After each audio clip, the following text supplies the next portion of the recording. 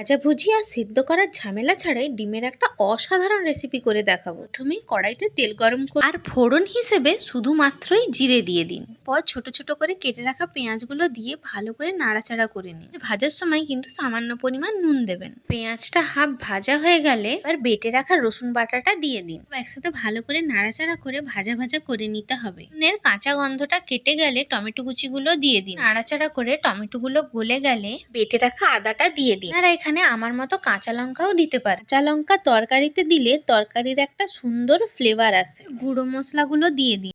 হলুদ গুঁড়ো, লঙ্কা গুঁড়ো, জিরে গুঁড়ো, পরিমাণ মতো নুন দিয়ে মশলাটাকে ভালো মতো কষিয়ে নিতে হবে ততক্ষণ না মশলার গা থেকে তেল ছেড়ে আসে। এখানে কিন্তু জল বেশি পরিমাণে দেবেন না। এটা সেদ্ধ হতে যতটা জল দরকার ততটাই দেবেন।